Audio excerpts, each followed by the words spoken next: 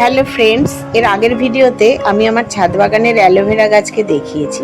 আজ বলবো কিভাবে এই অ্যালোভেরা জেলকে আমি আমার হেয়ার ফল আটকাতে ব্যবহার করেছি।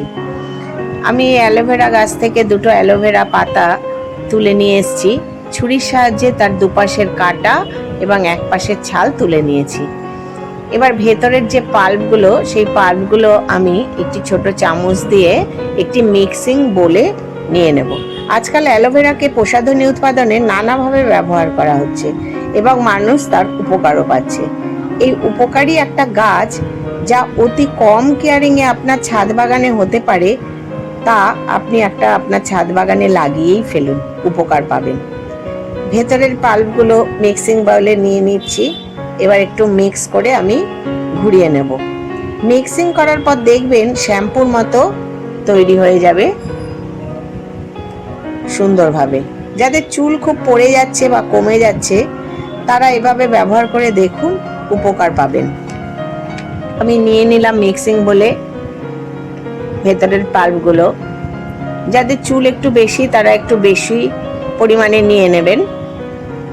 এবার মিক্সিং বোল ঘুরিয়ে নিয়ে দেখবেন কি সুন্দরভাবে তৈরি হয়ে গেছে শ্যাম্পুর মতো অ্যালোভেরা জেল। আমি দুটো বাটি নিয়ে নিয়েছি।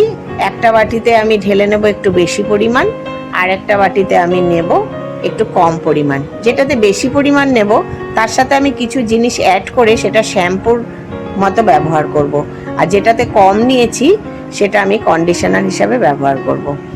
শ্যাম্পুর মতো যেটা ব্যবহার করব সেখানে নিয়ে নিলাম একটা গোটা পাতিলেবুর রস। লেবুর রস ব্যবহার করলে আপনার মাথায় যদি খুশকি থাকে বা কোনো ইনফেকশন থাকে, সেটা সারাতে সাহায্য করবে। আমি নিয়ে নিলাম একটা গোটা পাতিলেবুর রস। এবার এর সাথে অ্যাড করব আমি 1 চামচ চিনি।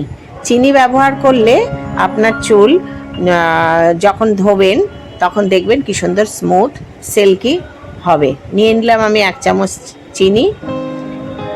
এবার এটা আমি ভালো করে মিক্স করে নেব। আর যেটা কন্ডিশনার হিসাবে ব্যবহার করব, তাতে ওই অ্যালোভেরা জেলের সাথে শুধু একটু প্লেন জল আপনি নিয়ে নেবেন, যাতে আপনার সারা মাথায় দেওয়া যায়। শ্যাম্পু করে ধোয়ার পরে এটা ব্যবহার করবেন। এবং এর সাথে নিয়ে নেবেন আপনি গায়ে বা মাথায় যে তেল ইউজ করেন তার 2-1 ফোঁটা, যেটা ব্যবহার করবেন তখনই নিয়ে নিলে হবে।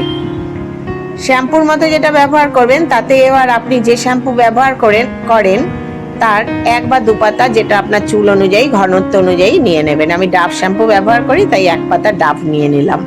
এতেই আপনার চুল শ্যাম্পু করা হয়ে যাবে সুন্দরভাবে।